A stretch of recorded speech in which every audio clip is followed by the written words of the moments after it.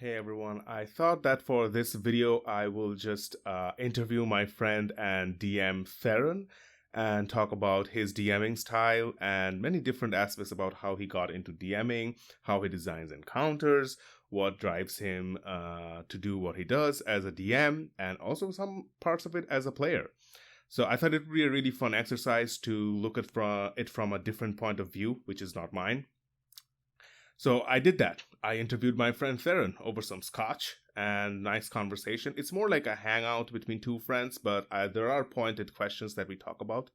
However, while recording this thing, this is the most production wise, the most ambitious project I've undertaken. There were some problems. I think I lost the good audio from my mic in parts of it, and not all of the video might be the same quality because I was using two different cameras to take it. One of them is not the same quality as the other one. So we shall see. Hopefully, it's not too irritating and you can watch it. I checked some of it. It's not super bad, but it's not the same production quality that I would want it to be. But I hope you enjoy it. Okay, cool. So, first question. How did you start playing D&D? I had a friend who just kind of asked me if I wanted to play in her session. We played like board games. We'd been close for a while, and then just kind of asked me, and I'd heard of it like before. It's always kind of like intrigued me, but I just never got into it. Did you hear of it back in Northeast Kingdom? Yes. I did. I had like a very cliquey high school, so the the nerdy kids played it, and like I heard of them playing it. Were you the jock? No, I wasn't really anything. I was just kind of like, I was like a band geek. I was in like a band, and there's like a whole like and all the music stuff. Yeah. Right. Yep, we were our high school was separated into like three wings, and there's like the middle wing, which is like B wing, which was like officially. Well, no, like it the high school was designed to look like a falcon. That's because our school mascot is a falcon. I don't know if that's true or not, but it looks like a falcon. So like the middle of it is the body, which had like just regular curriculum. Oh, so that's the B wing is the body of the falcon. Yep, and then A wing was kind of like the athletics, theater, and music, all that stuff. And then like C wing was more like, it was also like a technical institute as well. Like they had like a lot of technical classes that people could take to gain a trade of some sort, which was cool because they had like a lot of options. You could do like woodworking. And I'm getting off on a tangent, but no, you can get off on tangents like this. As I say, this is just so I don't get lost at sea. Oh, okay. This is supposed to be all tangents. Oh, okay. But but anyways. So was that CC? What's that? Was that CC who got you into D&D the first time? Yes, it was CC. Yeah, I think I only played with her once, right? In that one shot that you ran. Yeah, she was really good. She was fun to play with, and she like kind of got into the role playing part of it. She's never really into like the technical stuff, which I really liked about her. Playing with her, but yeah, she ran one, and we maybe did like a couple sessions, but I think it just kind of like fizzled out because she got busy and whatnot. But no, when was that? Oh man, that was probably like 4 or 5 years ago at this point. I don't know exactly, but I just remember like as soon as I did it, like I was like immediately like into it, and I was like, oh, I got to run my own thing. Oh, I got to do this and that. And I was like, oh my god. Is that how you met Jonathan? I met Jonathan through CC. Yeah. He was not in those sessions, but yeah, I met him through CC, like playing like board games and stuff. But yeah. So I'm getting you started as a player. Like, was Jonathan's campaign the first campaign where you became the player? Absolutely. Okay. And Ryan Darlow's came after that? Yeah. Oh, you know what? It was Ryan Darlow's was first. Okay. He was my first DM. Okay. And then Jonathan was my second. Okay. A very big difference in types of DMing. but yeah, Ryan Darlow was my first one, and like I just remember, yeah, I had a death cleric. And this was I remember Manny. Yeah. Yes, and this was 3.5 edition. So this it was run in 3.5 edition. They didn't transfer it to the 5th edition. 3.5 is definitely like more technical than 5th edition. 5th edition is a lot more streamlined expedition, and so we were doing that, and I remember just really being into my character, like and I ended up like tending my character towards being like a rogue because we didn't have a rogue in our group, so cleric should do that. Yeah, and as you would as a I didn't know you played 3.5. I did, yeah. Okay, really cool. So if you were to pick in an ideal situation where everybody is wanting to learn every new system that you want to pick, would you pick 3.5 or 5? Oh, I picked 5. You pick 5. Yeah, 5's just to me is funner. Like that technical aspect of D&D was never really my forte. I'm not really good at min-maxing my characters and that kind of stuff. No, you don't necessarily have to min-max, but from what I've heard is 3.5 has like a gazillion rules and a rule for everything. Yes. And there's a lot more opportunity to min-max your character. Like for 5th edition, there's a lot of rules that kind of like, all right, well, if you have resistance here and something else gives you resistance, you just have resistance. Mm-hmm. Whereas 3.5 edition, I don't know the resistance rules for 3.5 edition, but there's ways to just kind of like stack your stats and your abilities and stuff to astronomical levels. That seems like a lot more strategic. A lot more strategic, which I'm not really strategic, especially when I play this game.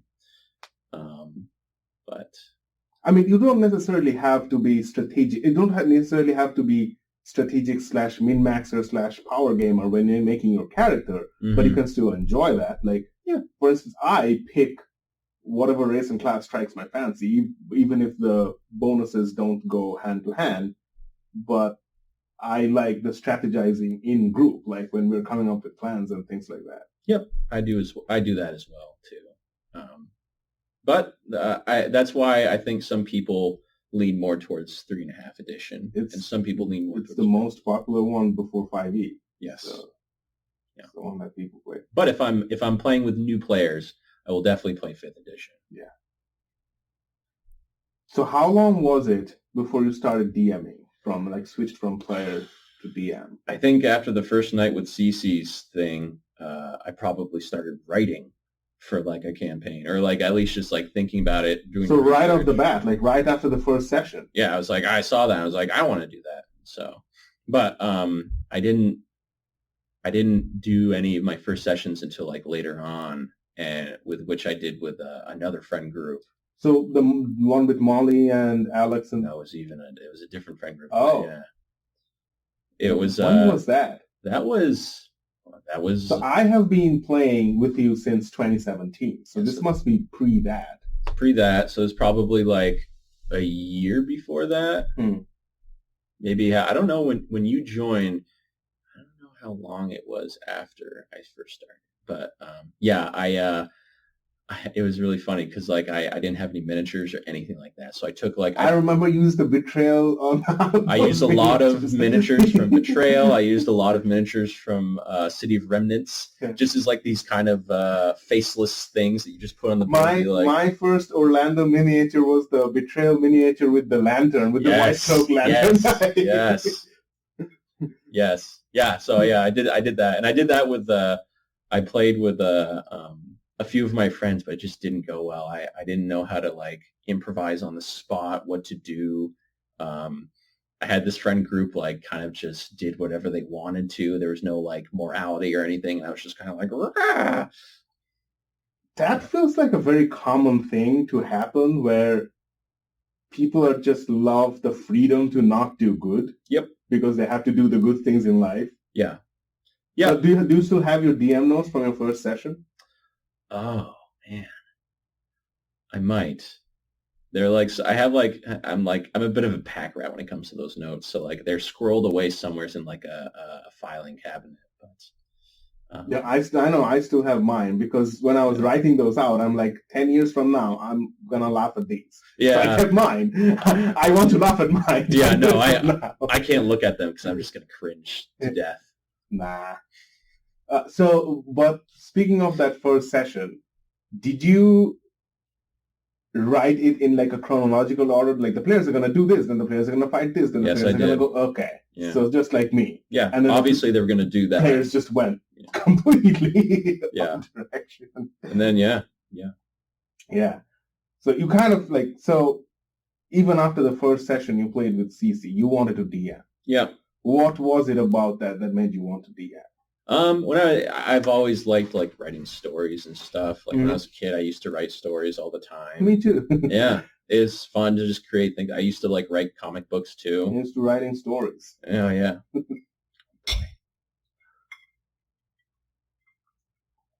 I made a comic about an anchovy, and like the fish. Like the fish. And there's like he's like a superhero, so like he'd come into encounters with cats because I liked cats when I was younger, and like he went to space, and I just always liked just doing stuff like that. Dude, that is exactly what I did as a kid. I'm not even kidding. Like I was a huge fan of Tintin, and I would come up with new Tintin stories in my head and try to draw them out like in a white A4 size paper. Yeah. I would just make those panels and draw tiny things. Yeah. Actually, I'm very curious. There's a book called Understanding Comics. Mm-hmm. I'm really curious to buy it, and if once I'm done reading it, I'll lend it to you because I think it's pretty fascinating. Because the guy who wrote it once said that that gap between the two panels in comics is the most important thing. Yeah. So that kind of intrigued me a lot. So it's like a projection of people's minds, you know? Yeah. And it's just like you've got to set. That's interesting. I never thought about it like that. Yeah. I'd love to read it. Who wrote it? I forgot his name. Some famous comic book artist. Right. Yeah. I forgot what the name is. Yeah. But yeah, no, I always like doing stuff like that. I always like mythology too, like Greek mythology. I was always interested in stuff like that, and it was just kind of like. And then my profession is engineering, so like I'm in like a very technical field. And there's not a lot of room for like fantastical creativity. Yes. So it's just kind of like I didn't really have anything like that, when I started. Mm. And then when I saw it, I just like, just bit onto it, didn't let go. So. Do you feel like DMing has a bit of an instant gratification of creativity? Yes. In a certain way, yeah. Yeah, for instance, you try to write a book, you have to write the whole book before you can present it to anyone. Right. And then you don't see people's reactions when they're reading the book, as opposed to DMing where you don't need to write the whole damn book. Yeah. You can just present it chapter by chapter to your consumers and see how they react. Exactly. That's the thing about, with like writing a story is like, you've got to be really, I feel like you've got to be really skilled to do that. And there's so many other things that goes into that. Right. But the thing is that with like the DMing, it does give me that instant, that elation and that feeling of just because that's for one thing, like you are, as much as you throw your players into those situations where they're like, and they've got to figure something out and they've got to like come up with something and like, it's like it forces you to improv. It just kind of, it feels a little dangerous. And then when it comes to this like conclusion that's like satisfactory for everyone, it's like this instant feeling of that I haven't felt for a while. I don't really feel that much when I play video games. Like video games are great and they're fun, but I just don't get the same thing I do. It's not the same when I play Dungeons and Dragons. Yeah. I mean, I tried playing Skyrim because Ryan said that if you haven't got a lot of D&D going on, it really scratches that itch. Mm-hmm. And I started playing it. I'm like, this is not even remotely scratching that itch. Mm-hmm. Like, I gave up. I couldn't get into it. Yeah. Yeah. I mean, let me just make sure that this thing is recording. Sure. It's only been 13 minutes. Where is the damn mouse? Oh, here. Yeah, no, we're recording. Yeah, we're all good. All right. So we talk. So okay, this is off this. This is just coming from what we're talking about. So I have a thing in my head, and I would like to say is that I don't think, like, you know how it's very common to describe D&D as a storytelling game? Mm-hmm. I feel like that's not very true. Like, it's a game. At the table, you were just playing the game. Right. The story happens when you are telling the story of your game to someone else, is when it becomes a story. Right. Because you don't say, I rolled a nat 20. You say, I was hanging off of a bridge. Right. So the story always happens in retrospect. So it's not like you go... I was trying to explain this to one of my friends, and he's like, so you were all just trying to think of the next part of the story and bring it in. I'm like, that's not what it is. You're just trying to think what this one person would do. Like, right. Would you describe it as a storytelling game, or do you agree with me? That's a good question, because I think, like, so, like, if you think about, like, storytelling, it's always coming from one person. They have control over the whole thing. With D&D, it's like you're one person. I mean, the DM, of course, pretty much controls the narrative. Yeah. Up to a point, and a player only controls one person in the narrative, like one cog in the machine that ticks. And I think it's interesting to call it a storytelling game, because in a way, it's very organically a story. Yeah. Because you have different people with different minds making different decisions. And it becomes a story that is like nothing I could ever write. Yeah. Which is like, it's almost like random. It's almost like a random generator for stories. It is. You know? And it doesn't follow like storytelling, like the things that you learn in writing classes, like inciting incident or steady state war. Like I guess that all of those things are there, but you are not consciously thinking about those things. Right. You were just trying to see like what happens next at the table. Exactly. Yeah. Like, I don't remember who it was. I think you might know them. Someone who is a story writer, and they try to DM their story ideas to players, to, like, if they're just kind of like, they have like this idea for a story, but they don't really know how to progress. Maybe they have writer's block. And then they put the story, their idea, into their game that their players play, and they see how their players react to it. Because, like, it is kind of like an organic way to see, like, it is an interesting transportation of that idea. But is it a storytelling game? I don't really know. I don't really know what a storytelling game is. Yeah, I don't know. I feel like the rules don't make it look like a storytelling game, because the rules tell you how to kill monsters. If it was exactly like the guy that you were talking with at work, that you were just talking about, I don't know if it was at work, that would be a storytelling game to me, where, like, everyone's just kind of like, yes. So the monster came in and it was a shoe. Yeah. Octopus. Yeah. You know? Yeah. But speaking of that, like, if you had to pitch to a completely new player what D&D is, what would you say it is? What would I say? I was thinking about this on the way here, because I was trying to anticipate your questions. And I was thinking that, like, to me, I mean, it's going to be different for everyone, but to me, it's more of an improv game. Like, you ever play improv games? I have not, no. Yeah, they're really fun. Okay.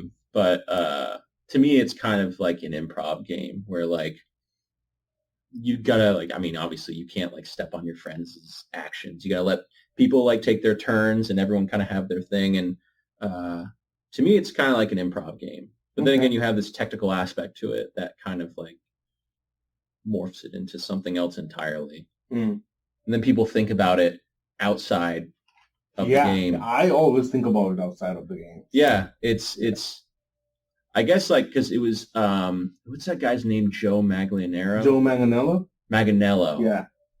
I liked what he said about it. It's a role-playing game that you play with your friends that you take completely seriously.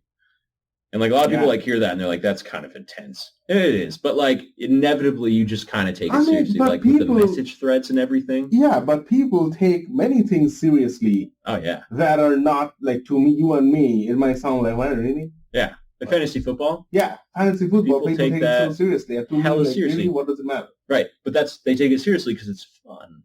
You know? Exactly. It's fun to do. I think Matt Colville says it. It's the type of fun that people get very serious about. Yes. Yeah. And that's the thing about like D&D. Like it's completely made up. It doesn't exist, but you just take it seriously because it's fun. That's it. Mm. So speaking of pitching to new players, if you had to pitch yourself as a DM to a veteran player who has never played with you. Oh, sorry. I interrupted. Yeah, I mean, apart from the obvious, if you were to pitch yourself as a DM to someone who has played a lot but has never played with you, what kind of a DM are you? Oh, my God. I thought about this too, but I forgot. I had like a really clever answer, but I don't remember. I mean, it's okay. If you remember the answer a week from now, you can just, No, I'll give you an even more cleverer answer. Okay. You can do that now. You see, Shub,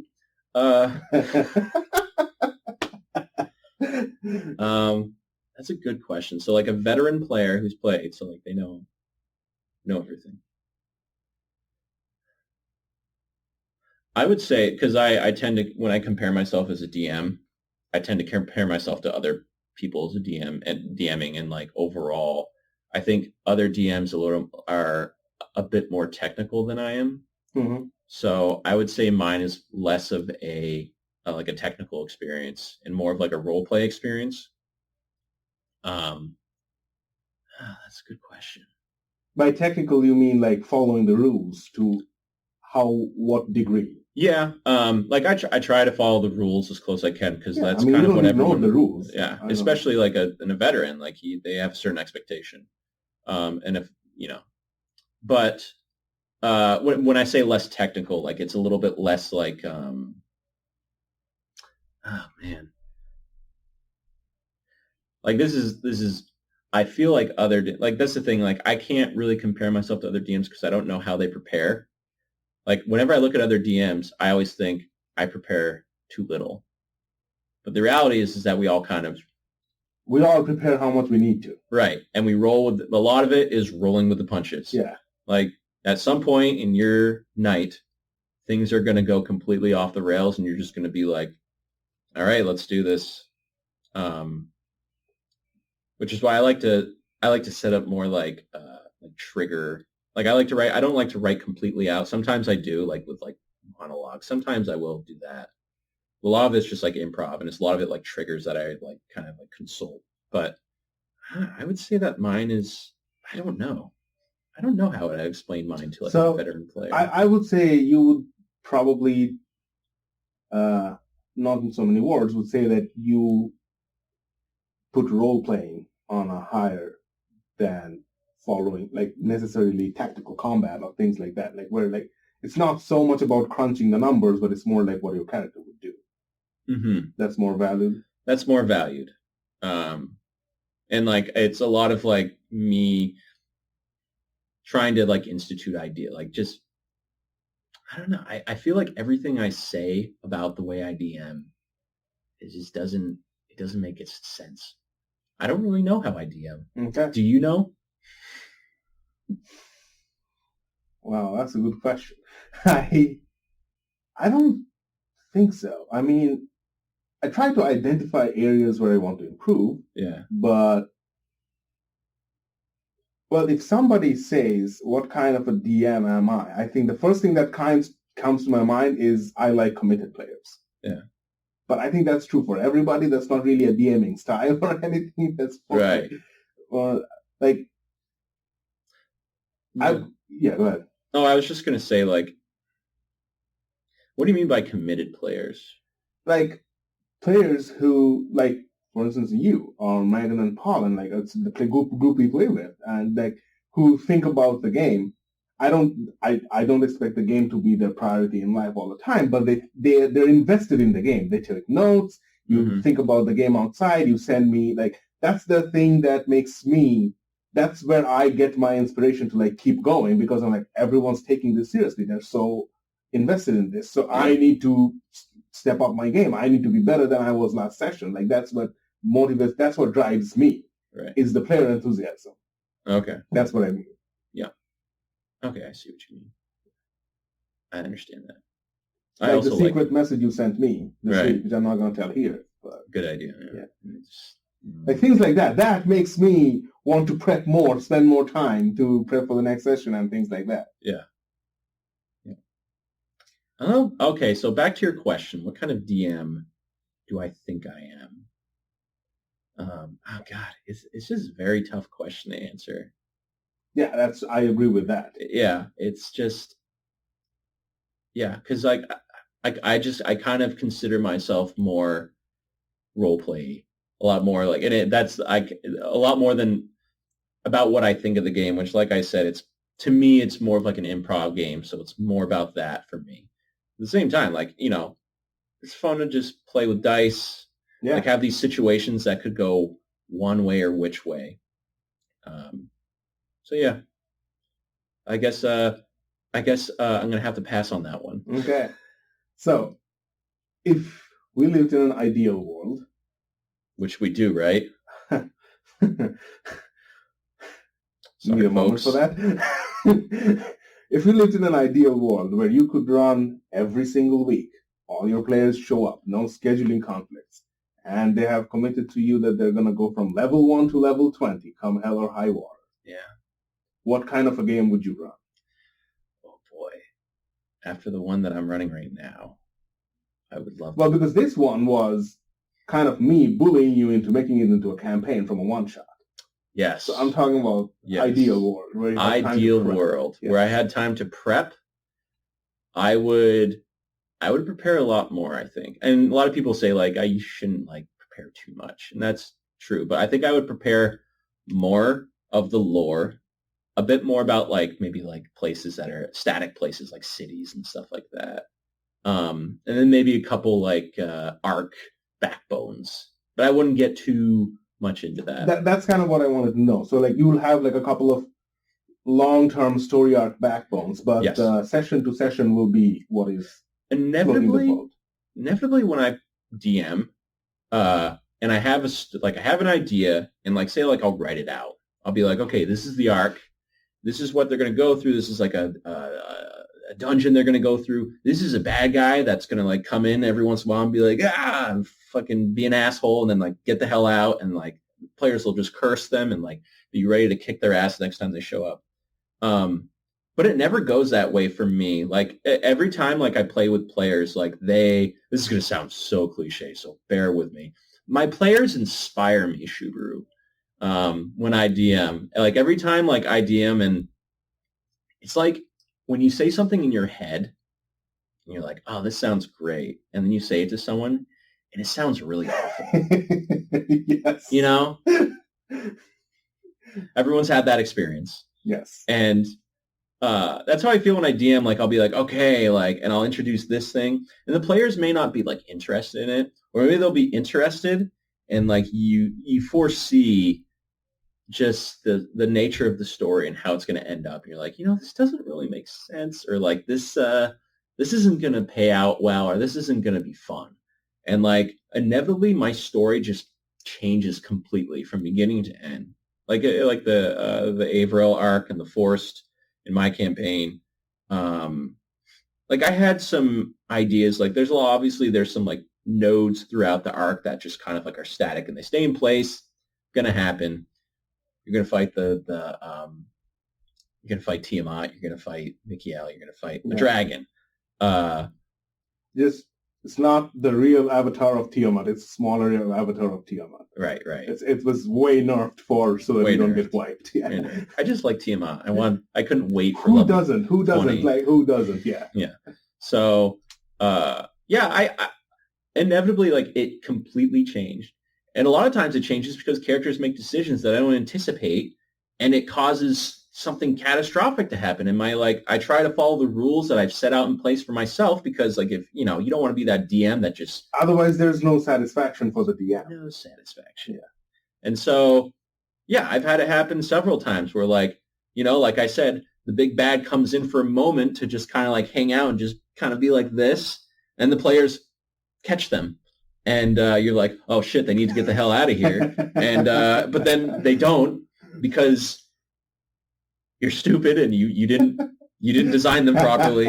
And then the players kill them. And this is supposed to be the big bad. This is the person who's been driving everything from behind the curtain, doing all this shit, and now they're just gone. And on that spot, you're like, no, that was just a lieutenant. Yes, that is a good idea. That's what I probably should have done.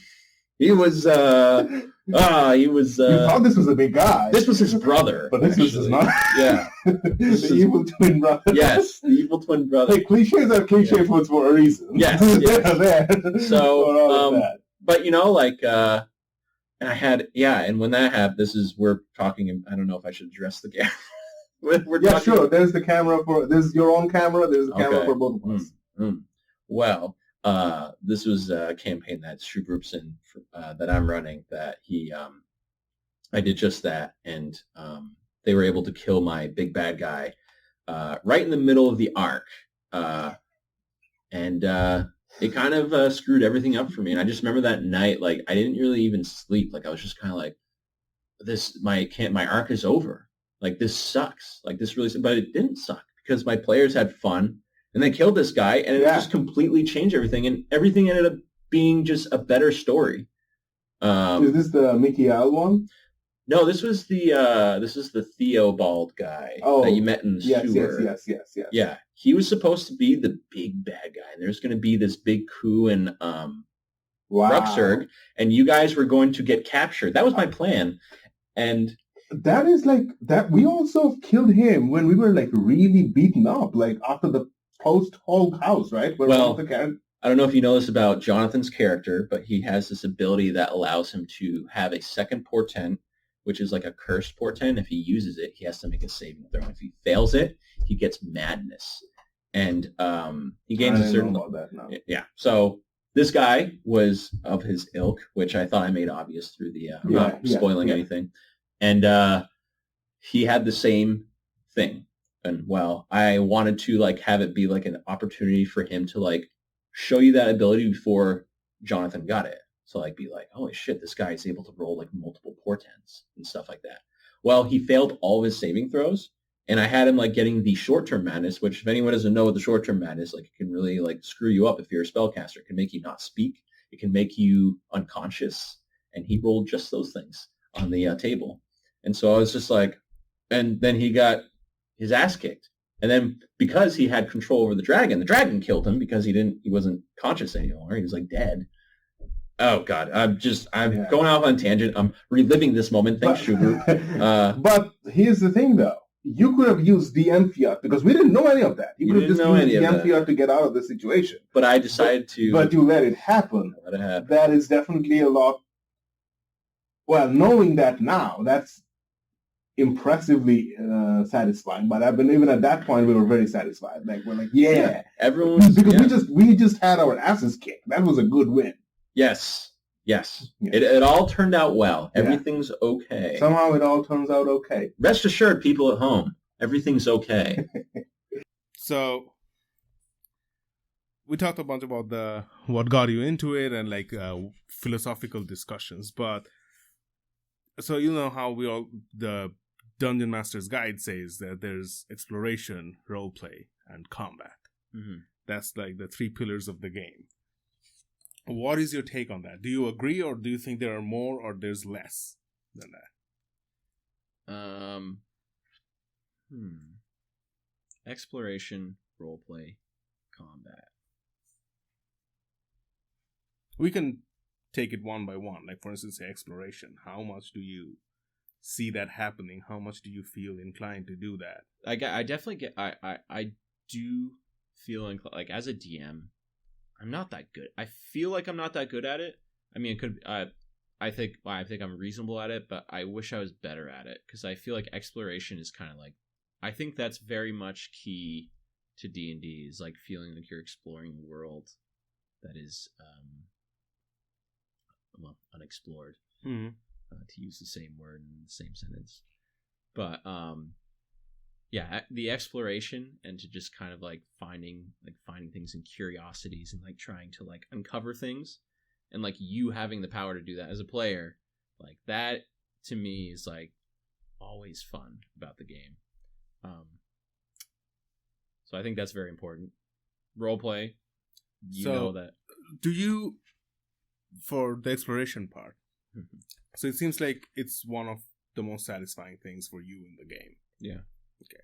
So by exploration, do you mean like exploring the world, the land, or the sea, or the air thereof? Yes. Or like being in a city and just walking down an alleyway and talking to a random person. And finding strange thieves' guilds and things like that. Okay. Yes.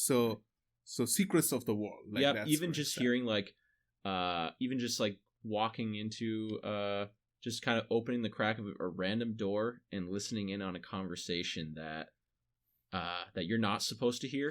Like that stuff is always so like, oh, this is great. I mean, some people might call it voyeurism, but we're not judging here. Absolutely. I can't get enough of it.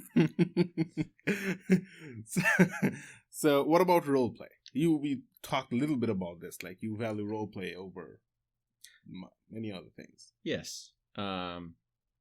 Absolutely. There's no poison in the drink, by the way. Oh, I know. I know as soon as I start, if I go down that rabbit hole, I'm going to start fumbling on my words. We'll go with one sip every 3 questions.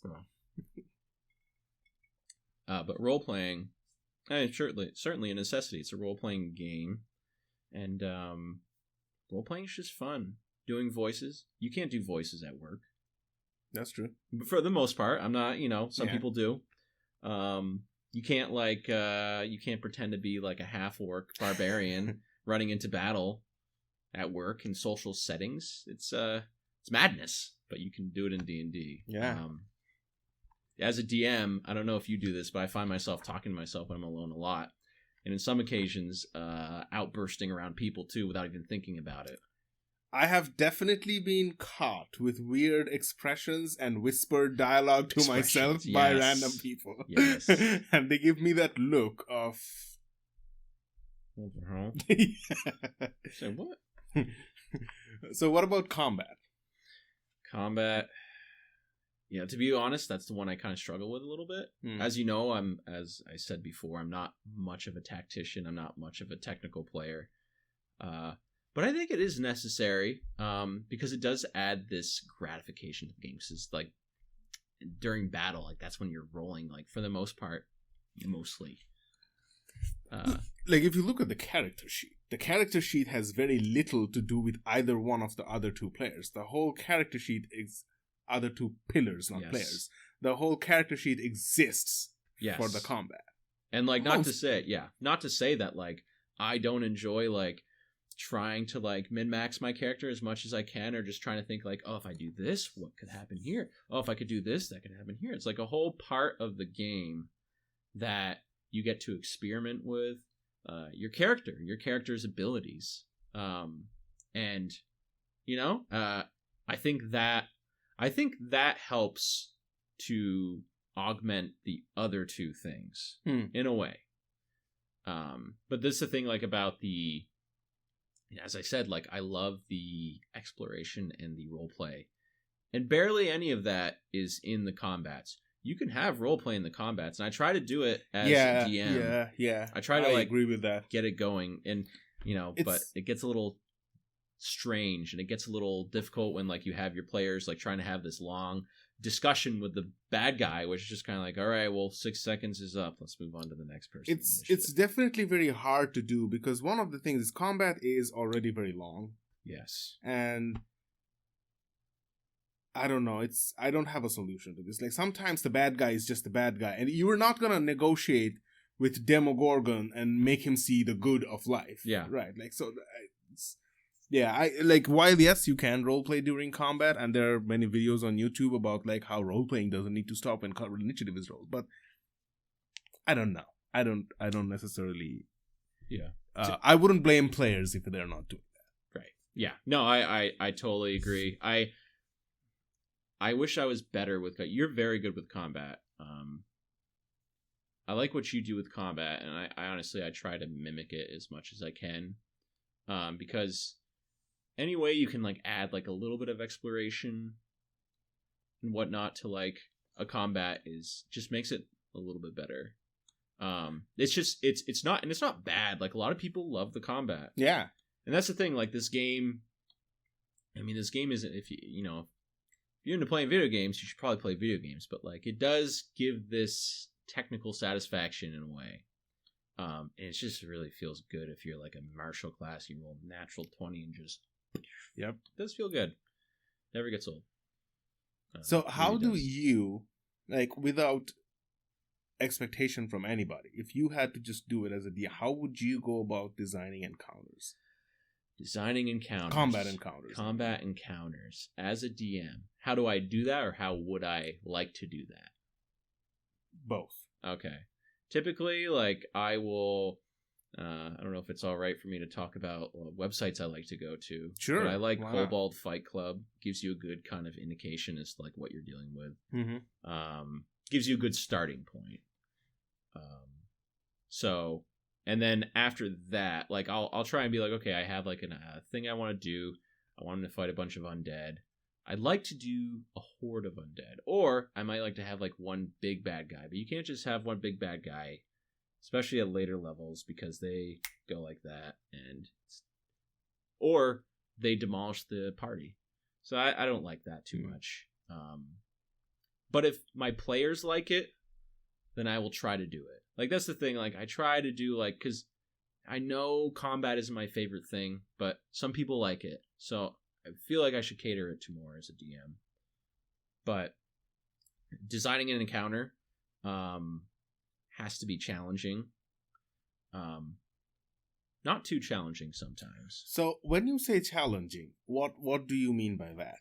If I were to put it in, say, if I had standards for something to be challenging, someone has to go down, maybe two, preferably two people. At higher levels, if it's very challenging, which you want to have that sometimes, someone dies. You got to figure out what to do from that. Depending on whether you have someone in your group that can cast Revivify, two people die. So you've got to give your players that fear, just to kind of like bring them in, like, because I feel like the game, a lot of it is about tricking people into thinking that they don't exist in reality and they exist in a fantasy world. And like that's what's fun about D&D is that like for a moment, even if it's just like a split second, you think you're actually in the Forgotten Realms. And so it's really about just getting that satisfaction after watching. And for me, it's watching the players' faces and just seeing their reactions.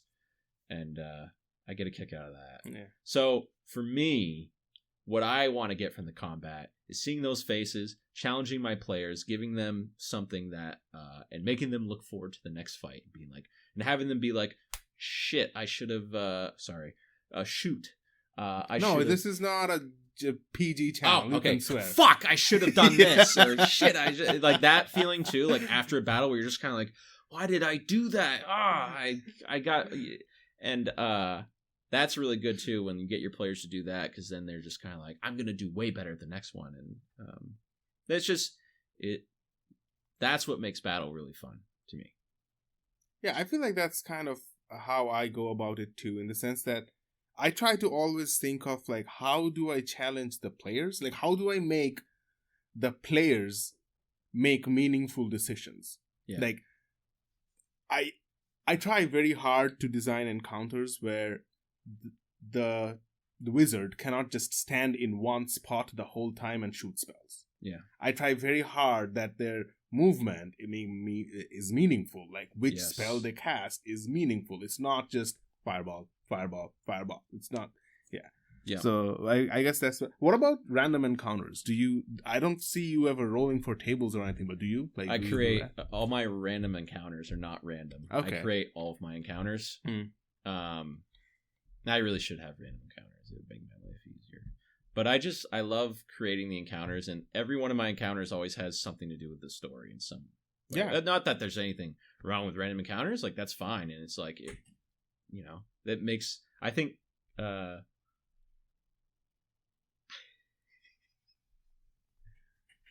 she need the tripod? I don't know. Come in here. We know you're there.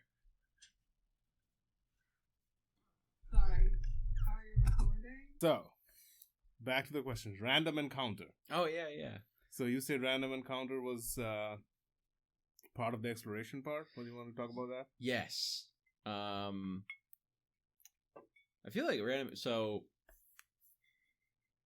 Sure, let's talk about it. I'm going to get back into it. But for me, it's just kind of like... obviously, like, you have, like, forest encounters and, like, mountain encounters and stuff like that. It kind of, like, adds a little bit of, like, randomness to it that, like, that the DM doesn't necessarily control. And even for, like, the DM, it gives them a chance to roleplay something off the fly like that. I mean, like, if you're doing long kind of traveling sessions where your character's just traveling, there's not much for, like, roleplay other than just, like, I'm going to go out and get some food. Yeah. So do you use those tables? I don't. You make your own table? I made my own table, yeah. Nice. I made a few of my own tables. But why did you feel the need to make your own table? Why not use the ones that are there in, say, Xanathar's or DMG? I don't know why. That's a good question. I don't know the answer to that question. Okay. I just wanted to control that for some reason. Yeah. I mean, that's a valid answer. I just wanted to control that is a perfectly valid answer. Oh, yeah. Question. And, like, a lot of the times the tables have something in it that have something that pertains to, like, the story. Or it has, like, and for the most part, yeah, like, I mean, as I told you, I end up preparing each encounter. Every encounter that could come about. Not sure why, though. But do you do it like by, hey, I have this encounter in my pocket, and I'm only going to use this in the time when the players are just going in circles, feeding each other the same information and not making any progress and just releasing the... Is that how you go about it? Because that's how I use mine. Yeah. Okay. Yep. So speaking of encounters and design and all of that, how do you go about designing an adventure? Mostly just like writing a story. Like you have like a culmination of actions and events that point to a certain thing that's happening. Right. You have certain people who are behind these things that are happening, and then you have a place that they go, or a place that needs to be like kind of like a final place, and then you have like a twist at the end. For the most part, like, but what because players don't follow stories, right. So what do you do about that? Like, what's your preparation for that? I plan for a lot of I try to think of as many scenarios, and I plan for those. And if it even goes off the rail, then it's improvised. So is it like I have a story with a beginning and an end, and I have 3 different paths that I can gently guide players towards? That's pretty much it. And they try to go, okay. Yeah. Okay. So is it actually 3 or is it some other number? It depends. I mean, if you have like if you have a river and a canyon, I might just plan for 2. Okay. But like if you're in a city, you have to plan for several things. I usually just have like I usually have certain situations planned. If they go here, if they go here, if they go here, talk to this person. I have like rumors that I write down that like maybe someone says offhand. And usually if your players get a certain amount of evidence and a certain amount of information, they'll go towards a specific route of adventure. But of course that doesn't always happen. You come up with an idea that you don't anticipate. So, but that's what multiple sessions are for. Like once it's like if something happens that just derails you completely, you're just like, okay, well, I just gotta last till the end of the session, then I can prepare. I'm on record about this. Like that is the time to bust out your random encounter. Yes. Eat up the rest of the session, and then by the time there you go. About it, that's why, like, yeah, that's when you, that's when you throw like, okay, here's this one. Fuck it, let's put it on. Yes. But yeah, so that's like for Averail, our adventure. I knew where the phase spider hive was. I knew where the temple was, and I knew a few different paths to it. I knew the mountain. That was a path to it if you wanted to take the mountain. I wanted you guys to go to Little Malkarin because I knew you'd want to go there. I was like, I prepare more for that path because I'm like, I know they're gonna want to go. That one here. was almost inevitable, like unless something else was happening to derail us. So I will prepare for specific paths more than other ones. Right. Other ones are a little easier to like I said, I write triggers that help me kind of a jumping off point for any role playing I have to do, because a lot of the times I will play in my head a lot of everything over and over again. I do a lot of improvisation in my DMing, but I also do write a lot. But I do a lot of improvisation. Okay. I write a lot of things that end up just not happening. These, say the encounters or story beats, do you keep them relatively location neutral? Yes.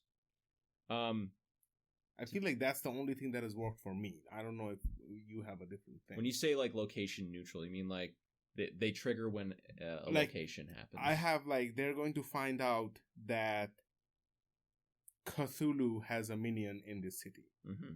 I just don't know where. Like it could be in the library, it could be in the I see what you temple, because I don't know where they're gonna go. Yeah, I do that for some things. Yeah, some things have to be location relevant, right?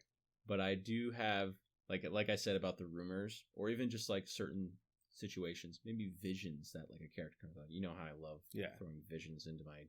They're very cinematic too. Like it's almost like the way you write your visions is almost like a movie script. Yep. Like how a director would write out a scene. Probably. Well, that's exactly what I do. I write out a script. Sometimes they're improvised. But like usually what I'll have is like I'll have like the script, like kind of like the bottom information that you're going to get if you just watched it from beginning to end. And then sometimes your players will say something like, "Do I see anything else in the room?" And like you're like, I don't like to be in that situation where I'm like, "Oh shit, what the fuck else do they see in the room?" Why didn't I think of it? So I always try to like have like a bottom level of information and then like the next level. And then if I think that they deserve to break past that level, I give them something that I didn't plan on giving them. So a lot of the times it's preparing for the lowest level of role playing, awarding more, and then going up. But so in terms of information, that's what I end up doing. And then if I don't give that top information, then I save it for later. Yeah. Okay. That's a great answer. Like I don't do that, so that's really good. It's really great. Then you can just confidently be like, you see this too, and then and then there's that information that you didn't give them, you plan to not give them, and then later on they're gonna break past that barrier again, that barrier of role play, and then you give it to them then. Yeah, even if it's just off the top of your head. That's solid advice. Yeah, maybe you should make a video about that. Okay, you now can make the video. but I don't have those thoughts. But now we're getting into some contentious topics. Oh my gosh. In the community, contentious in the community. Because, people get serious about this fun. And Absolutely. They love to make other people miserable. But point is, what are some of the annoying / problem spells or abilities or actions that you find as a DM? Buckle in, folks. Strap in. I think I know one of the spells. Oh boy. What is the spell that annoys me most? You don't have to guess my answer. You can just answer the question. Well, I think Dimension Door as a DM definitely annoys me most. I guess that question. Dimension Door is just kind of like it's a fourth level spell. They get it pretty early, and they can go anywhere as they want. It's just like, fuck you. Yeah. So that's why I liked your little thing you did in your session where you like. So that's why like I end up having to. It becomes like a contingency that I have to prepare for. They can literally appear anywhere as they want, they don't have to see it like with Misty Step. They can just go there. Yeah. And if they get sent into like a wall or something, it just fails and they take some damage. Yeah. At level 4, like at 4th level spellcasting, who gives a shit It doesn't really about matter. that? What is it, 4d10? Yeah. Who gives a shit about that? Yeah. Oh, they go unconscious. Bring them up. Anything else? Do it again. Anything else that's different? Okay, sorry. I very much, as a DM, as a player, I fucking love Dimension Door. Yeah. Oh, no, don't get me even started on the Paladin aura of plus charisma. Oh. Yeah. We all have those. Have those. But yeah. Barbarian is hard to take down. Mm-hmm. Anytime I can get the Barbarian to 0 is like yes. Wizard always has something to cast to just fuck my shit up. Wall of Force, so annoying. Wall of Force is a very powerful spell. Very powerful. It doesn't look that powerful if you're just like casually going through the player's handbook because it gets hidden in the Wall of Fire, Wall of Ice nonsense, but then Wall of Force is just crazy. Yes. Silence. That spell is like that's like your big bad who's like this big spellcaster. Spellcasters are so scary. They're so fragile. Mm-hmm. And when you cast Silence, like their strength is nothing. Yeah. Their strength is nothing. Their strength is always nothing. But the strength of their abilities is nothing. Okay. But pet peeves at the table, was that part of your question? It could be pet peeves like abilities and spells that players have and they bust out over and over again. Specifically abilities and spells. Yes. Okay. Players using this really is a pet peeve of mine because I always try to award like good rolls and people who have like specific abilities, like if they use them and they roll well, I like to reward that. One I have difficulty rewarding is persuasion and deception. Deception's easy. Like, okay, they don't understand you. Then they just kind of act accordingly. But with persuasion, like give the classic example. You have like a big bad guy. You're ready to just have them jump on them. This is the entire story and arc has been culminating up to this point. And then your player gives this like masterful speech. Well, they ask him, I mean, a lot of the times it's just kind of like, hey man, could you just stop being evil? And then you just, I mean, as a DM, I would say like, there's no doesn't role. even merit a roll. That doesn't even merit a roll. But like sometimes people like, they'll try to like do something. They'll try and like convince them. And then I'll be like, all right, roll persuasion. Because I want to give them that chance. And they roll a natural 20. And it's like really good. And then it's just kind of like, well, what do I do? Yeah, but I feel like the skills are not binary. Right, like if you tell the big bad evil guy to be like not evil and roll a natural 20, the big bad evil, I would say that the big bad evil just like chuckles and says, "You amuse me, so I let you live and go away from this place," or something like that. I don't know. Yeah, no, I mean that's the thing. Like I have difficulty coming up with those scenarios. A lot of times I'll try and like if they try to convince someone and like sometimes because persuasion is one of the skills that you have to roleplay in order to initiate. Absolutely. And so I like to reward that. And sometimes they'll try and do something like, okay, well, they're not going to join your side, but they're going to not attack you. Or maybe they're going to, if they do have to attack you, it's going to be a disadvantage because they're kind of like, I don't know. They're conflicted, and I try to do that. But like awarding persuasion is just very difficult because it can just really just screw up my DM plans a lot. As a DM, I don't like my plans to be screwed up, but they do. Yeah, they get screwed up. They always do. Yeah. So, in my campaign, the Colossal Catastrophe campaign, and you were guys at level 15.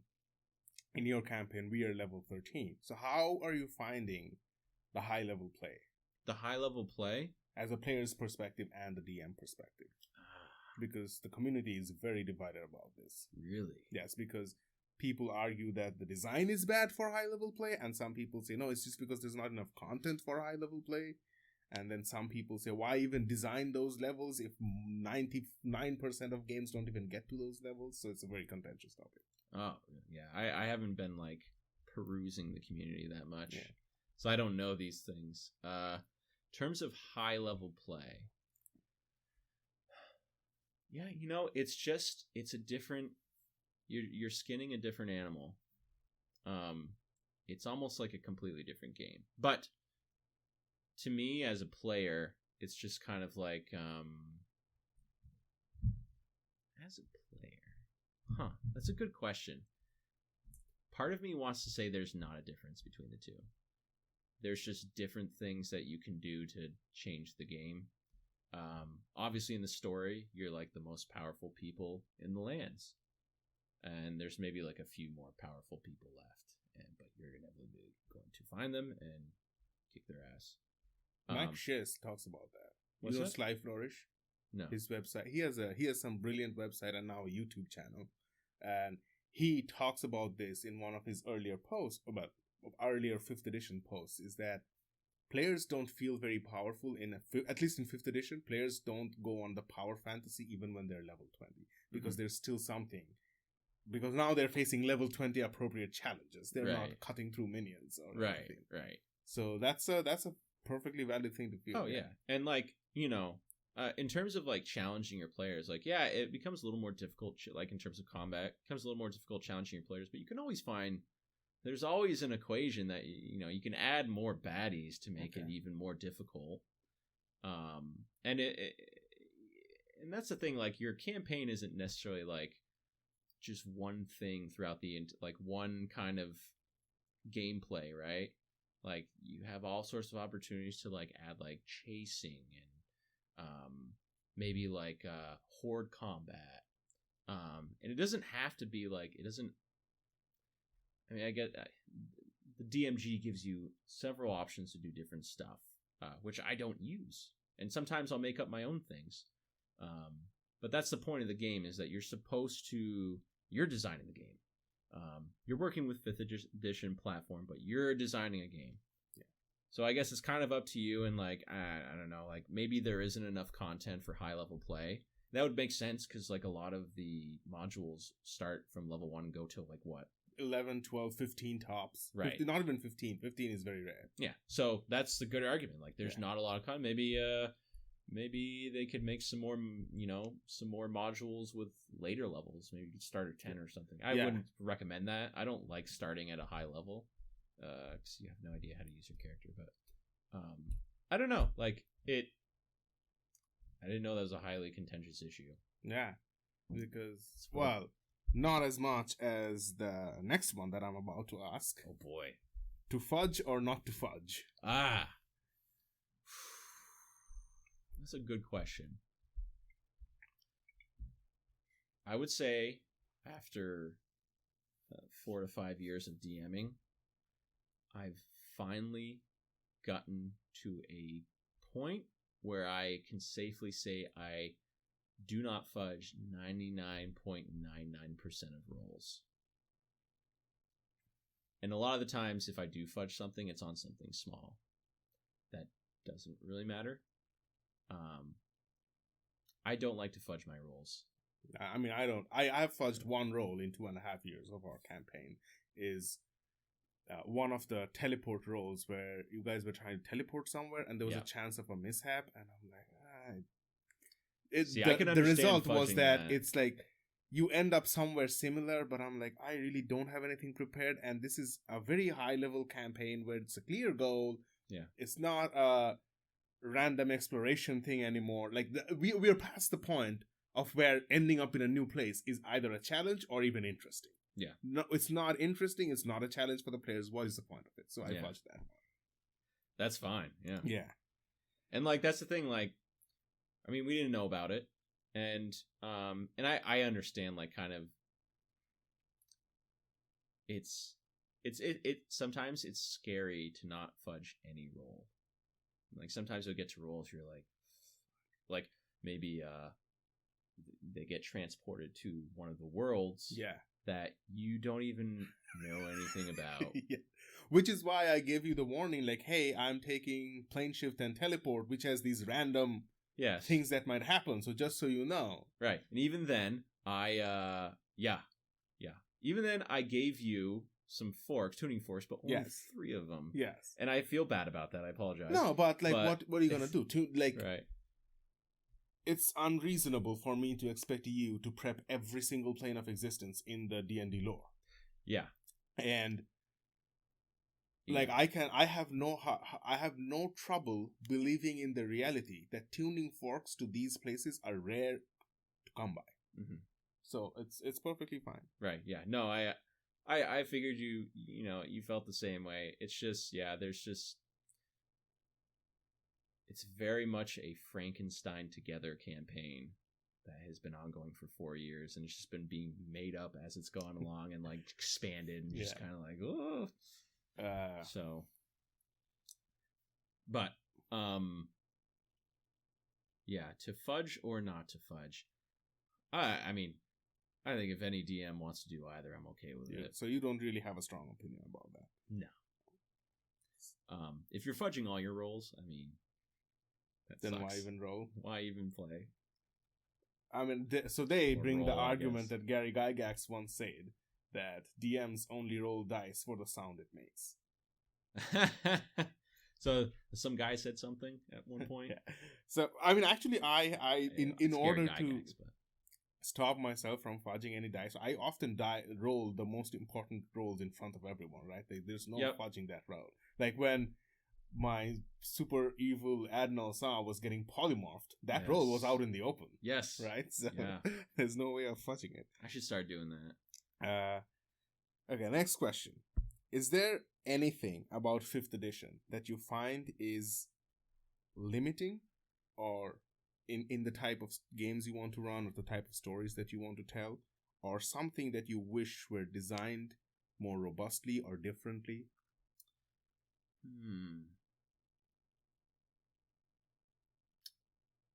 That's a good question.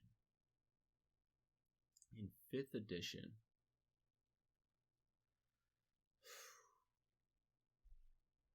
and it's a good question, and like honestly, like most of my requests would just be unreasonable. What kind of that still? Like if I wanted to run like a space campaign, I would have to completely make up like a new language system, new class abilities. There's not. I mean, obviously D&D is Dungeons and Dragons. Yeah. No, I see that yes, that is an unreasonable request, because then people would be like, go play Traveler or go play Stars Without Numbers or some other game. But I just love 5th edition so much. I don't want to change to anything else. Yeah. Okay. So you don't feel limited by it? No, I don't. Maybe I mean, if you wanted to talk about some of like the DMG, like the chasing thing, I've done a few of those. They've been all right. I have felt the same way about that too. They're kind of like yeah. And a lot of the times I've had to, like, if I'm ever doing like a chase, like I end up just like kind of like closing and just being like, okay, this happens instead. Roll this, So speaking of limiting and design, what's your take on homebrew? Like, how do you feel about homebrew stuff? Homebrew, I'm specifically talking about, say, mechanics or rules, or because we all love homebrew magic items. Oh yeah, that's almost a universal truth. I don't, but probably everybody else does. They can get out of hand. I don't, because I don't know how to balance it. It's like So that's the thing about homebrew, and that's something that I've had to come to terms with and had to bring my players to come to terms with, is that, you create a homebrew item, it's overpowered. What do? You've given it to them. Mm-hmm. You just take it away. That feels pretty unsatisfying. Very unsatisfying. I would rather you tell me that, hey, this is a little bit overpowered. Because players know when they're getting away with something. Yes. Let's be honest. Like, if you're an honest player, if you are playing in good faith, you know when you're getting away with something. Yes. Yeah. So that's exactly it, right? A lot of DMs I find, at least I feel like I don't know if this is exactly the case, but they feel like it would be almost like shameful to come forward about that. Like I had to do that with Megan and her item. She basically had a, what is it, the cape of, what's that magic item where like all attacks against you are disadvantaged? Oh, the Cloak of Displacement. Yeah, so she had a Cloak of Displacement as a studded leather armor that was magical +1. That was originally what it was. Okay. Or no, it was just a regular. It wasn't +1. It was just a regular studded leather armor that had the ability of the Cloak of Displacement, and it made it so hard to hit her. Yeah, like, all the time. And she had such a high, studded leather armor plus her high dex, dex, ranger. Yeah, you aren't getting hit if you're getting a disadvantage. So I eventually had to come forward to her with my tail between my legs, and she's the best person to do that. Oh yeah, and I had to kind of just say like, listen, it's overpowered. I will change it, but I will make it only disadvantage until you get hit for the first time in a day. I think that's the Cloak of Displacement from the DMG.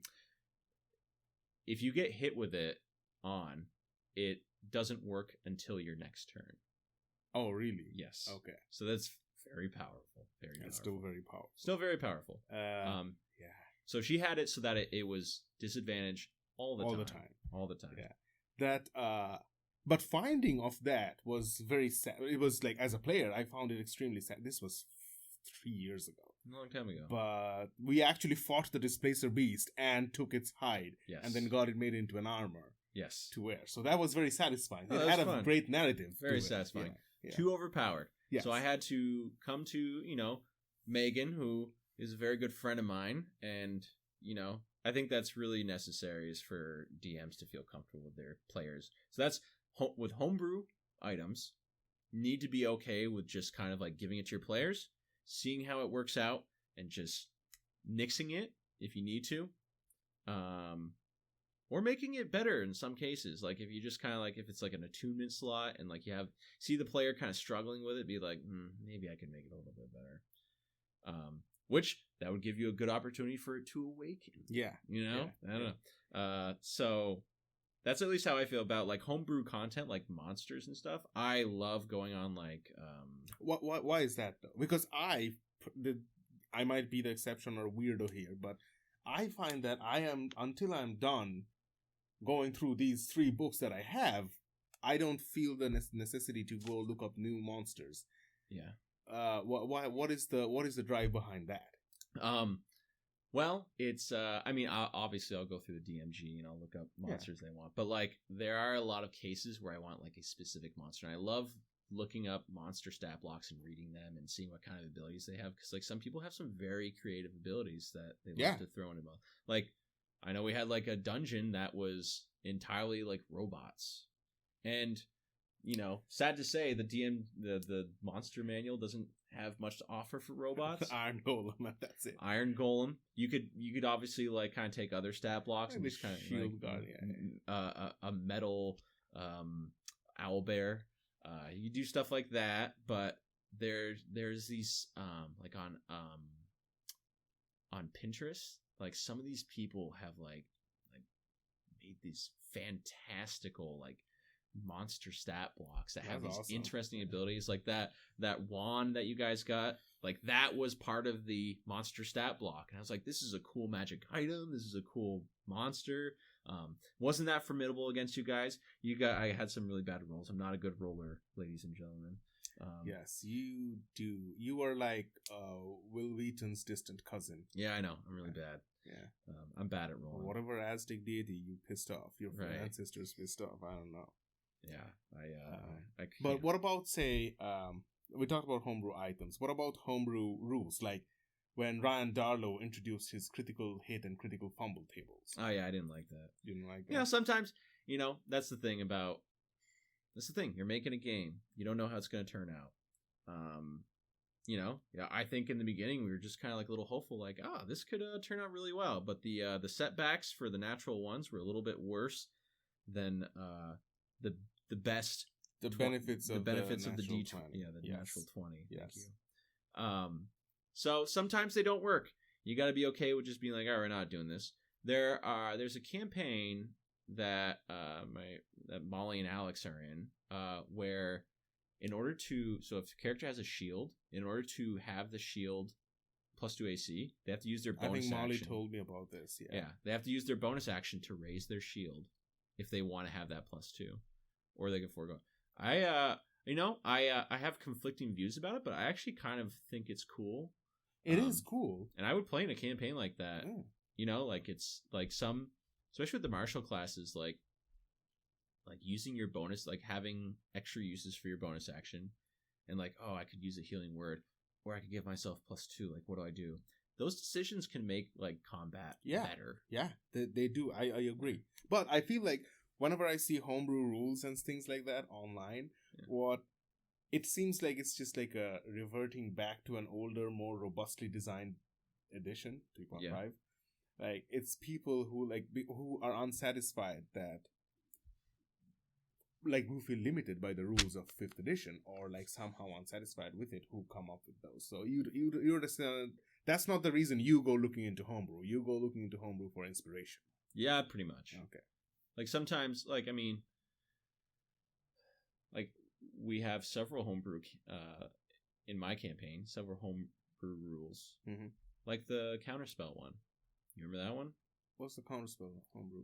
So an enemy in 5th edition rules can cast a spell on their turn and counterspell on the same turn. Oh, right. Yeah, it's a homebrew rule, but I like it so much that I have almost forgotten that it's homebrew. Right, yeah. And I like to take that away from the bad guys, because then it gives it kind of the whole counterspell economy is also another pet peeve of mine. It's another thing I have to plan for, and I don't want to do too much or too little. I since being the wizard, that I do try to be kind of judicious about the counterspell. I don't think I spam it. You can if you want. No, I prepare for it. It's kind of where, like, as I'm also a DM, I understand where fun for the table comes from. Yeah. And part of the fun for the table is like, oh my god, what's gonna happen now? Yeah. And if it's like counterspell, like, use every 3rd to 7th level spell slot for counterspell. Yeah, that's not very fun. Huh? Interesting. I think that means I have to be harder on you in combat. So moving on to the next question. Your own world or a published setting? My own world. Like, you would choose that if you were to do that all over again? Absolutely. Okay. I can't go back. I just can't do it. I would take inspiration from the the modules and stuff. Definitely. I take inspiration from other people's homebrews. Why wouldn't I? But always my own world. Why is that? I'm selfish, and I want to have complete control of my world. What the NPCs are doing, why they're doing it. I want complete control over that. I take inspiration from the modules and everything. Like, yeah, sure. And I might even just use something from the module. I mean, Tiamat exists in your world. Right. So it's not, significantly weaker than the actual version. Yeah. And for your sake, for the, level 12 or 11. But I don't know. I need that creative control over everything. I don't want to have to think about what this book says, and if I in the moment, because I do like to improv a lot. So it's easier to hold the world in your head when it has all spawned from your head. Exactly. Yeah. And that's kind of how I feel around too. I started with Forgotten Realms, but now I'm sick of it. Yeah. Yeah. No, I mean, it's just there's a lot of times when you'll be reading a module and you're like, man, there's a lot of times where you're like, oh, this is a really cool story. There's a lot of times where you're just kind of like, man, I feel like it'd be better if they did this. And I don't ever want to have to feel like, I feel like it'd be better if it was this, but, well, the book says this. I just don't want to do that. Do you feel like you want to run some of the published modules? Yes. I would like to run Icewind Dale. I would love to play in that. Because, I love the solitude and the winter aspect of it. Yeah, I mean, we live in Vermont, so of course you do. You grew up in Northeast Kingdom. Yes. But yeah, I really I've been reading it obviously, but Yeah, I really like it a lot, and I would run something like that, especially if it's like a 1 through maybe 10 or something. Yeah, level. it's not I a don't know. huge commitment. Not a huge commitment. Yeah. I might do that after my campaign is kind of like a Palate cleanser. palate cleanser. Yeah. Just to do it, you know. But who knows? I mean, you can just pick, I guess, all of that and put it somewhere in your world. No reason not to do that. I might be planning to do that. Yeah. You never know. So, speaking of building your own world, this is a very me pet peeve to the community thing. Oh, wow. Do you ever think about delving into or drawing inspiration from non-Western European fantasy and cultures? Yes. Yes. Definitely. Okay. I'm trying to think if I've done that already. Other than the Djinn, but yeah, definitely. I mean, like one thing I like to watch movies, you know that. I like to watch horror movies. A lot of them kind of like the monsters are based off of like these ancient. I'm not talking about the monsters though, but say what I'm trying to say is like, so we get onto our ship, sail into a weird place, and that whole place is modeled after, say, ancient Egypt.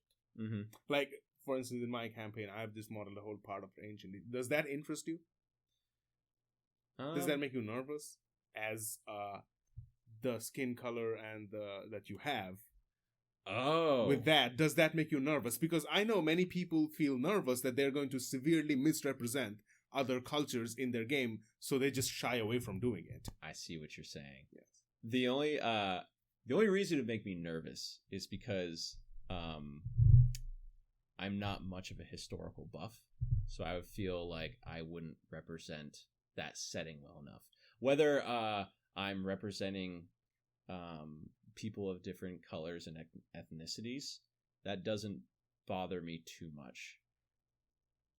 Because I have a good relationship with everyone in my group, so it doesn't bother. Like, I don't like if I were to come across as like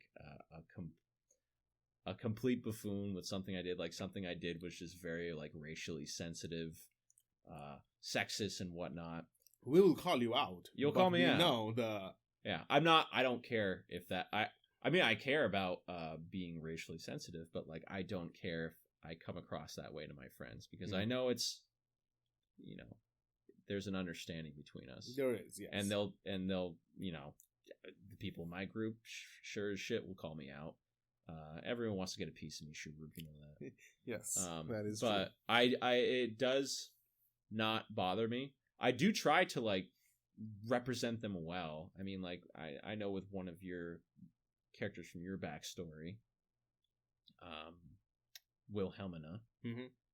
Who was gender fluid. Yes, gender fluid. I did a bunch of like research on it because I was like, I don't want to misrepresent this. It's gonna look really stupid because I've been with DMs who did stuff like that, who like kind of like misrepresented like genders and stuff like that. It was just kind of like it kind of like takes you out of the experience. Yes, it definitely makes you uncomfortable. Yeah. But like, but that's because you know I may have not been as close with that person. But like, if I was in if say you did it, you'd call me out. I'd call you out. I hope you would call me out. I'd laugh at it. Yeah, I think it was funny, but like, it wouldn't make me uncomfortable.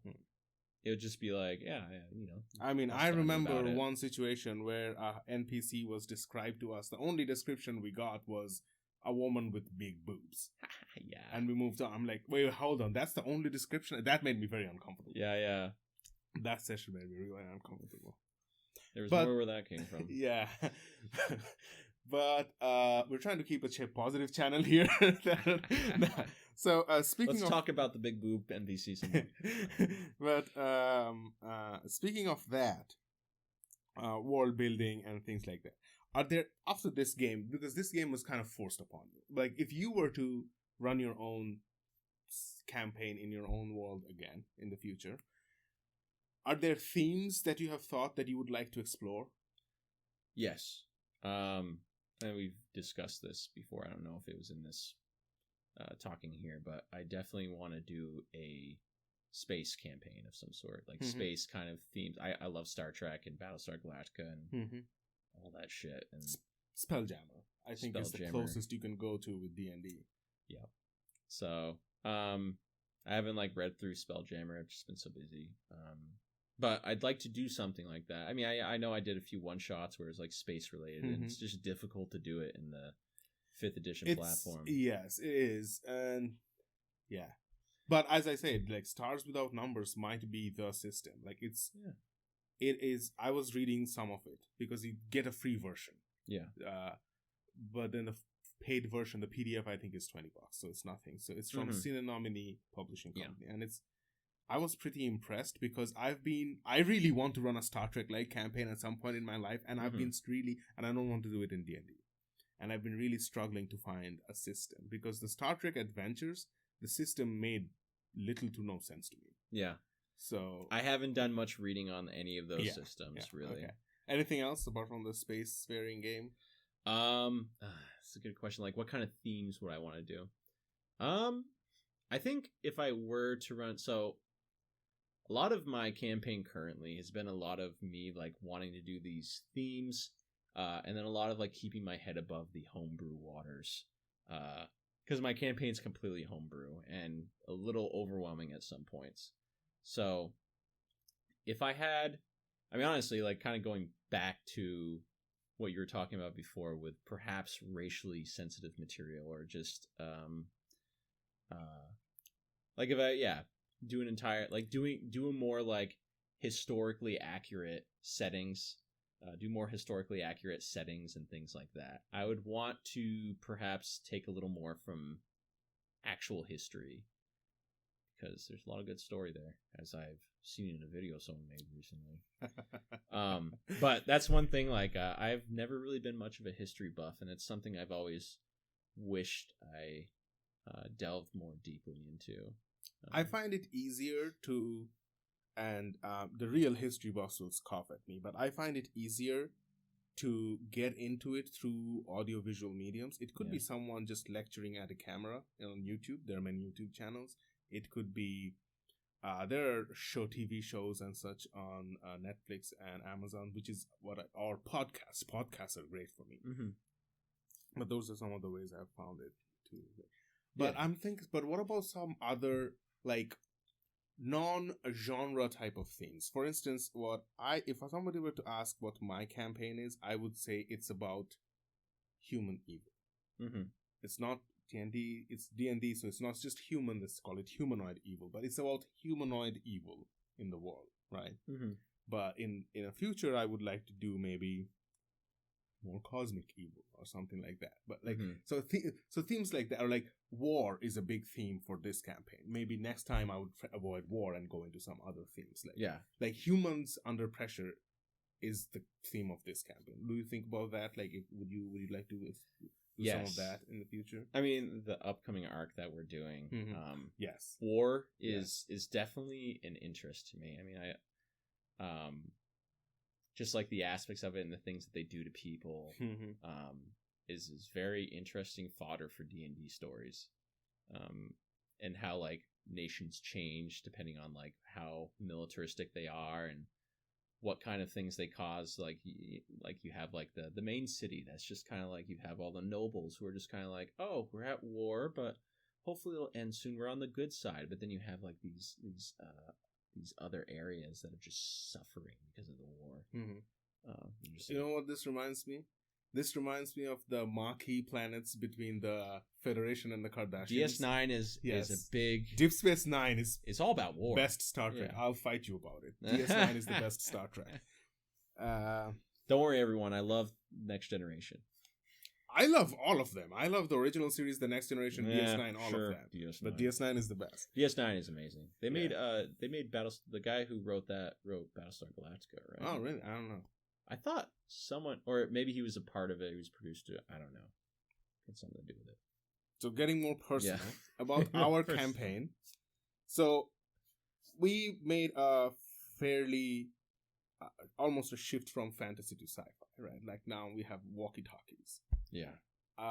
Was that a conscious decision, or were you like just like, I am blocked, I need an idea, and the only idea I'm getting is sci-fi, so sci-fi it is? Or was it like, I want it to slowly be a little include more sci-fi stuff in it? It was a little slower. I certainly get writer's block. Oh, don't get me wrong on that. Like, that happens all the time. No, that happens to me too. Don't want to try and play off like I don't get writer's block all the time. I do, and something usually comes along after that. But yeah, no, the sci-fi, the seepage of sci-fi into my fantasy campaign was purely because I just love sci-fi so much. Okay. I wanted to do something with it, even if it was just for a little while. That's why that happened. And the walkie-talkie thing was a means of getting you something that you could communicate with each other, giving you like a group item. It was funny because we were using our sending stones like walkie-talkies. Yes. And then we realized that that's not in the rules. You can use mistake. It once. Yes. So we stopped using it, and then we got walkie-talkies. I'm like, but I don't want to give him, whatever. Like, the rules say you can't do that. That's fine. Mm-hmm. But they can communicate with each other now. Yeah. And it's completely audio. It's complete audio, so like they got to be careful. But so have you considered or thought about or wanted to like explore into other game systems, which is not, we talked about this off and on a lot, but like just in general, like you mean like Call of Cthulhu or Traveler or right. I honestly haven't read a lot of other systems. I've only I've watched them do other systems on like Critical Role, and I've played a few different systems at like Carnage Con and Killington, Vermont. I mean, that's a good question. I love 5th edition so much, like that it's just kind of it's clouded my mind in terms of reaching out to different I'm systems. taking 5th edition to space, baby. Like whether it fits or not, I'm just taking it. But I did play this one Harry Potter themed system where you roll like D6s, and depending on like what kind of spells you're good at casting, you can get more you can get better modifiers on it or something. Or you could roll more D6s, and then if you roll like a 6, it like pops, and you get to roll the D6 again and add that to it. And you could just roll 6s all the time and just get like a super uber high score. Okay. But it's really fun because like Harry Potter's cool, and I was like, maybe that'd be fun to just kind of like teach people. It's really easy. It's super easy to run, and it's all about just like, casting spells, being wizards. Yeah. But I know all about it. Yeah. But and then I played this Stargate SG-1 themed role-playing game. Okay. Stargate SG, I don't know if you know what that is, but it's a sci-fi show. Apparently one of my friends says that Star Trek and Stargate are the two things that have aged well. Yeah. I love Stargate. I can't get enough of it. A lot of people probably don't like it. They're probably just like, it's a big ripoff of Star Trek, which in a lot of ways it is, but so what? It's whatever. Yeah. It's charming. It's great. I love Richard Dean Anderson. But the module is a little more like technical based. They have like several. It's more like you're regular humans. There's not really any special abilities. You're just regular humans, and you've got to have you might have like a technical background in something. And when I played the game, the DM like expected people to be like very experienced in the game, which I had no experience. So he said in the beginning, he's like, okay, you're going to be going on an adventure through the Stargate from Earth to another planet. What are you bringing with you? And that's it. That's like if you ask someone playing 5th edition, like, okay, what does your character have on you? Yeah. Like, torch, a knife. I was gonna say clothes. Right. Well, you have to know, like, okay, you need like the radon detector. You have to have, radiation detector, not necessarily a radon detector. You need to have a P90 assault rifle or assault gun, and you need to have this and that. And I didn't know. I literally was just kind of like, I want a radiation detector, because I was like, that was the one thing I remember them doing in the show. It's just checking for radiation whenever they go to planets. I was like, that's my thing. Okay. And meanwhile, other people are just like writing down all this stuff, and so I was vastly unprepared for any situation. And but it was really fun because the DM took it very seriously and had like a world set up that was very authentic. It's great. So I wouldn't run anything like that.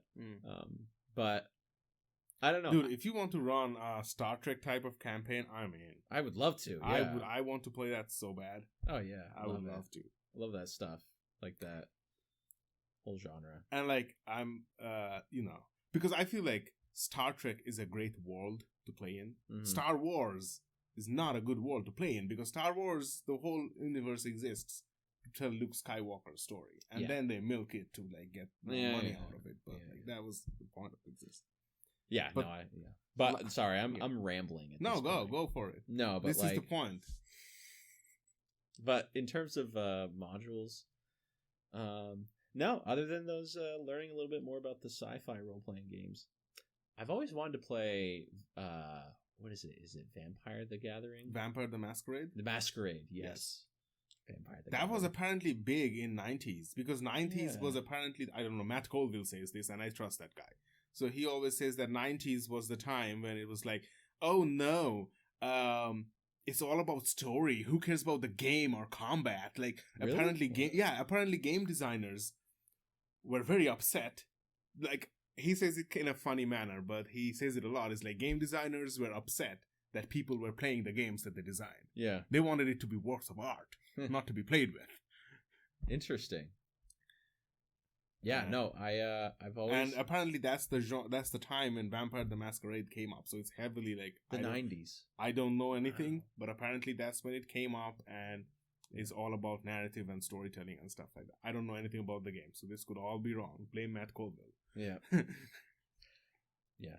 No, I would love to do something like that. That because like I believe that's just kind of like that is complete role playing.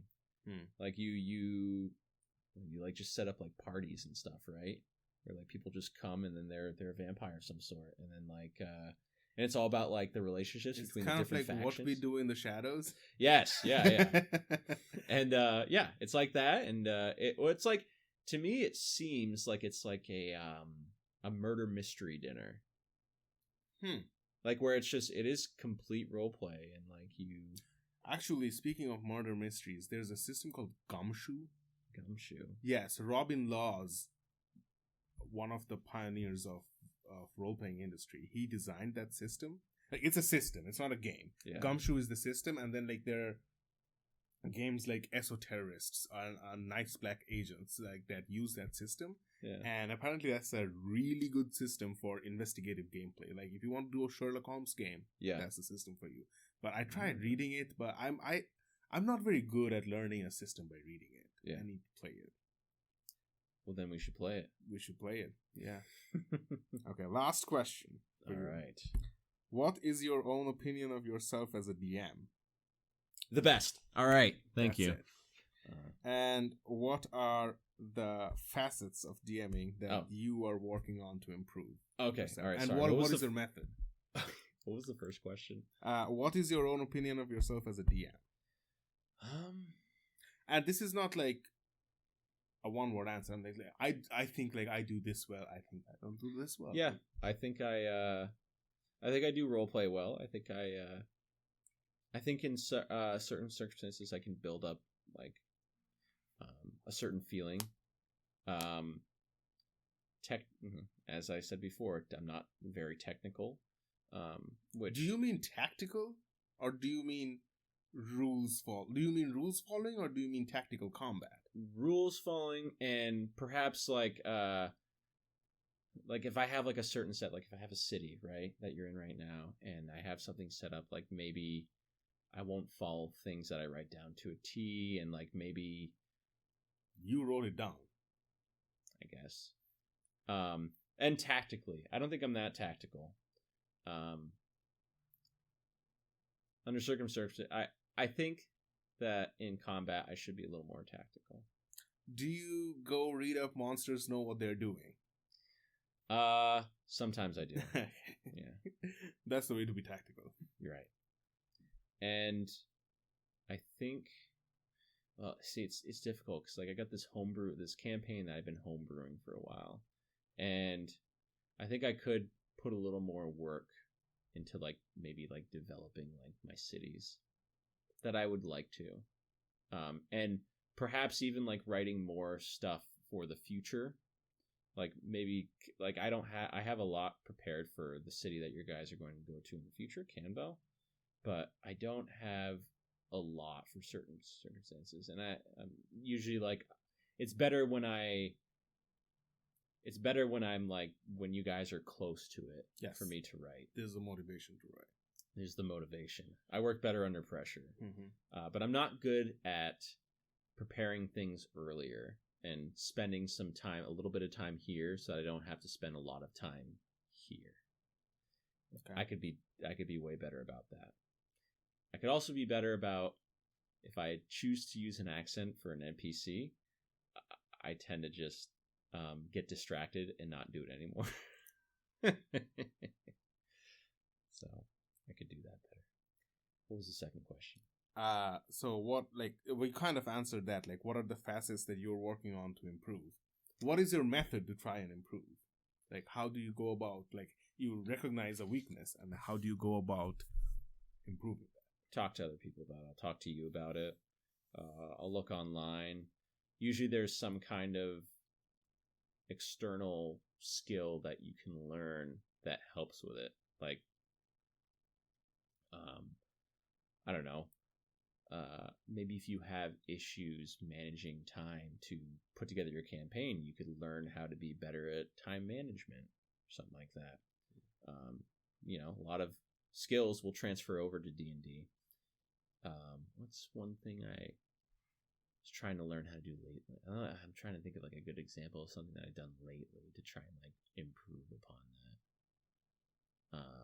I mean, the answer could be as simple as watching Dungeon Dudes. Mm-hmm. Like that's an acceptable answer. So right, yeah. Watching other people, or just listening to other people, or just one thing I realized that I did,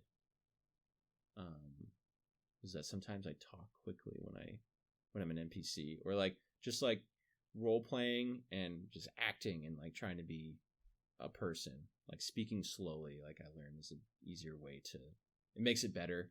You don't have to do everything so quickly.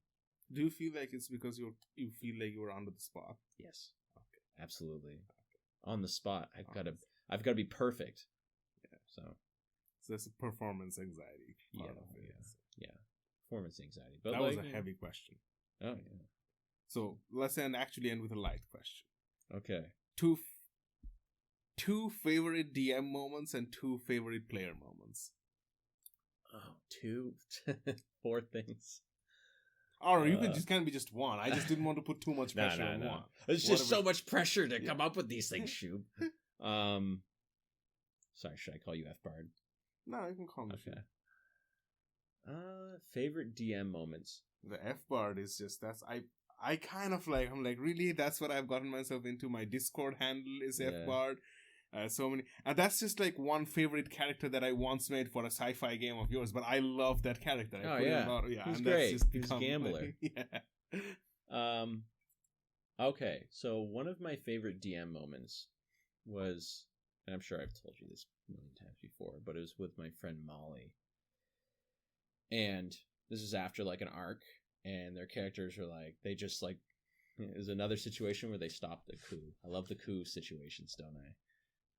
They stopped a coup, and this is like after the whole thing, and like the city like put them up in their nicest inns, and they had these rooms, and the rooms were being guarded by guards. They had all the stuff for them, and Molly's character, she was like, I think my character's gonna try and get laid. And it was really funny because her boyfriend was just kind of like, what? Alex. Yeah. And it was really funny, and he's great. I love him. And she wanted to try and like persuade like a guard to come in so that her character could get laid, whatever. And so like she made a persuasion check, and she succeeded. And I did the whole like, and the guard goes into the room and the door closes, and that's all she wrote. Did one of those things because I feel uncomfortable articulating those scenes. That's fair. That is perfectly fair. Yeah. It's like when the camera zooms to the lit candle. Yes. The candle flame. Yes. And then it like flickers a little bit more because the fire is going. I wish Molly lived close by. I would love to play with her in person. I would love to have her as a game. I know. Maybe one day. Maybe one day she'll come back. But anyways, and so after that, like, so the NPC, like, she did the whole thing where like she asked the NPC. I was gonna have it be like just a whatever, it's a soldier and you get laid, game over. But she asked the name and she like asked like him a little bit about himself. I'm like, oh, she's giving this character a little bit more depth. And so after the night, and they were in the city for a little while they had to deal with some minor things before moving on to the next place. The soldier would make excuses to come see her or to come like kind of like check in on her. And as it turns out, the soldier started to develop some feelings for her. And she continuously had to kind of just be like, and like Molly's such like sometimes just such a literal person that like, and she, you know, you could tell she was really getting into like the game where like she was feeling like kind of like, not cringy to a point where like, you're like, motherfucker, like, what the hell are you doing? You're the DM. You can't make your players feel comfortable. It was like a oh my God, this NPC is like coming out. And it got to the point where they were leaving the city gates and he like ran after her. And and she was just kind of like, oh. And I had the character kind of say like, before you leave, I wanted to give you this it was like a white handkerchief that was his grandmother's, and it was like all like dramatic and mushy, and he was all like, you could tell like he really built himself up for this, and then to her just to kind of be like, enough, I'm not interested in you. To the NPC, and then like I had the NPC just kind of awkwardly be like, I'm sorry, I read the situation wrong, I'm really sorry. And he like ran away. And then she just felt awful. Like she was like, I feel so bad that I treated him that way. And that was great. Anytime you can make your players feel something, that's a win as a DM. Oh yeah. Not like, you know, actual uncomfortable. But No. Awkward uncomfortable. No. I said feel anything. Like if it's a visceral reaction, that's a huge win. Yeah. Yep. No, I'm not saying like make them feel cringed. No. Oh yeah. And then the other one is any of the situations in which I hoisted you by your own petard, and like which happens a lot, by the way. Yeah, like you like when your character would like and I'm continuously doing it, perhaps unbeknownst to you. But yeah, whenever your character would like go on romantic adventures, and just it was always so fun role playing that, and sometimes you would succeed and sometimes I would get to like it would just make like a funny situation. Your games somehow have a lot of romance situations. I'm trying. I really love good. Yeah. Romance is interesting. Yeah, to me it's intense too. It's intense. Yeah, intense. Yeah, and player experiences. Oh, is mine the vampire? I haven't told that story to anyone yet, but I have plans to record that story. The whole vampire situation is I loved it. Yeah, I love vampires too. They're just fun, and like, just that whole vampire situation was. I'll definitely make a video about that. Yeah, and as a player, I had a lot of experience like with Jonathan's campaign. As like my character Marcone Falmer, he's like the battle master fighter, like big muscle, classic big muscle, small brain kind of guy, and like obsessed with tradition and like and just a lot of I just loved role playing him. He was like just my favorite. Like anytime I got to role play as him, like it was just warm and it was like drinking scotch. And another player experience. Let me think for a second here. I had a lot of good player experiences in your campaign. Just like doing anytime like I was doing anything like shifty, because I was the rogue, so you have to do like rogue things sometimes, and just doing, and it's such like a moral heavy group that like doing like roguish things are like very much faux pas. the good group. my group is definitely one where the morality is unequivocally good. Yes. It is unequivocal. Like, nobody can doubt the morality of that group. Yes. So. Yes. And like just do it, and then like just doing like little tiny like morally ambiguous things as the rogue was always so fun. And like just sneaking around, stealing, and just. But then inevitably, like I would just like, oh well, I feel like he would try and do the right thing anyways. Yeah, it's for you. You were like I feel like Kite, like your rogue, is the person who catches the fish and then lets it out in the back out in the ocean. He's only in it for the sport. He's only in it for the sport. Yeah. He doesn't actually want to keep it. Yeah. And then sometimes he does. He likes to spoil himself. Yeah. But I digress. Yeah. Specifically, I think. So my favorite part as a player was the what's his name? Boerker? Oh, Bonebreaker Boerker. Yes, Bonebreaker Boerker. That's stolen from Matt Colville. You know this. I know that. Yeah. But like he was just such like a well built up bad guy that like the battle against him was so satisfying. It was so like close to death too. Yeah. Like I was like every single time, like every single round was just like and like you're just like, we want to like just kill him so badly, and we need to end him. He's a bad guy.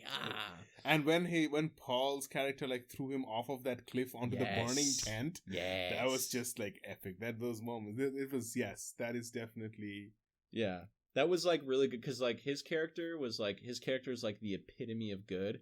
My character was kind of like a shady rogue, so like we always kind of like were like the night and day and yin and yang, and I thought that was really good between us too. Like we did some good role play. It was just a good, like very like. Especially when the two of you were left in the city and the other three went to attack the transporter, and I love that interaction. Yeah, it's great. That was learning by watching you like made me better with handling multiple DM situations where you jump between two situations. Oh, like when we split parties? Yeah, because I never did those well. Like I just wish they just do stuff together. I have strong opinions about that, as is evident by a video that I made. Yes.